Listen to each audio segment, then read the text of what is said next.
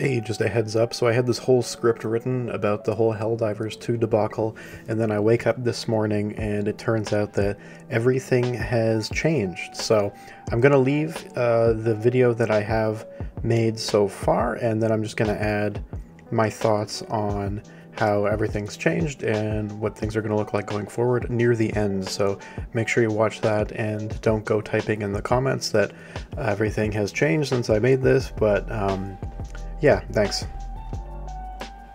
Even if you've been living in an underground bunker this year, you've undoubtedly heard of the game Helldivers 2.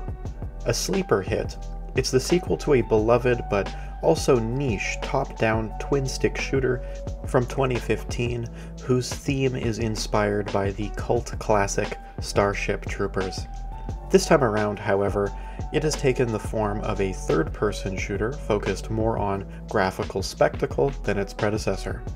It's not hard to see why the game became lightning in a bottle, catapulting to the forefront of public consciousness earlier this year, and mostly maintaining its momentum too, unlike other surprise hits like Palworld. As a fan of the original, my friends and I have enjoyed ourselves engaging in the addicting 4-player co-op gameplay loop. Sony, its publisher, garnered praise for not only releasing it simultaneously on PlayStation and Steam, but also not charging full price for the game. Up here in Canada, it costs $50, which is almost down to half the price of a standard AAA game these days. This no doubt made the purchase an easier decision to make for many gamers, especially in a time of economic uncertainty for so many. So, everybody wins, right? Sony makes bank, and gamers get to play on the platform of their choice with their friends for a reasonable price. Well, not so fast. This is the modern age of gaming after all, an age in which no publisher would stand idly by and not ruin a good thing they have going. You see, in the end of April, Sony has just now made the decision that all players of the game on PC must now log into the game through a PlayStation account. Now, to be perfectly transparent, this isn't really an issue for myself personally whatsoever. Sure, it is slightly annoying to have to sign into another platform's login when I have the game on Steam and should really only need to be signed into Steam, but at least it isn't Uplay or the Rockstar Games launcher, right? As a console collector, I've had a PlayStation account since the mid-2000s when the PS3 first launched and introduced it. Unfortunately, not everyone is in my position. The real issue here is that not everyone lives in a country in which PlayStation operates, and therefore a large number of people are unable to create a PlayStation account to sign in with. A large number of people who already bought the game months ago, who have been playing and enjoying it, are now barred from playing the game entirely. It's also not just a handful of places either. I was quite surprised to learn that in reality, the majority of countries on Earth are not able to access the PlayStation Network. Let that sink in for a moment. Out of 191 countries, a mere 73 of them are able to use Sony's online services. Helldivers is a live service, always online game that requires a persistent internet connection. It would have been one thing to launch the game with this requirement, and for citizens of those countries to simply never have had access to the game in the first place. That would be unfortunate, as I believe that all people should be able to access all forms of art, but it's an entirely other level of evil to allow people to spend their money on your product, only to take it away from them like 4 months later.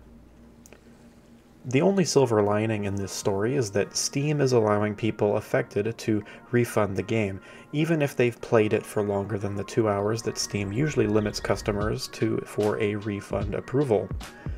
So at the very least, you'll get your money back, you just won't be able to play the game again.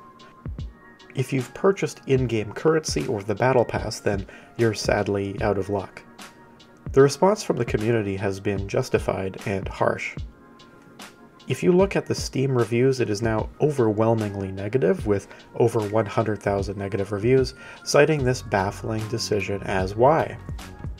Helldivers has managed to absolutely demolish the mountains of goodwill it has accrued over the course of this year, and even if they were to reverse the decision, I feel as though many would think twice before trusting them again. Speaking of which, they aren't reversing their decision, at least not at the time of writing this script. They're doubling down and removing the game from stores in the regions they don't serve with PSN. Time will only tell if the backlash can become great enough to change the hearts and minds of the soulless businessmen calling the shots here, but I have my doubts. I feel as though this will be an event that will go down in history as an example of how not to mishandle a passionate fan base that you've established.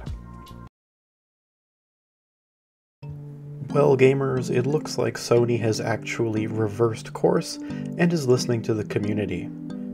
The morning of Monday, May 6th, they've released the following statement, claiming that they're still learning what's best for PC gamers, which in my opinion is a bit of a weak excuse, but at least the result is favorable to consumers.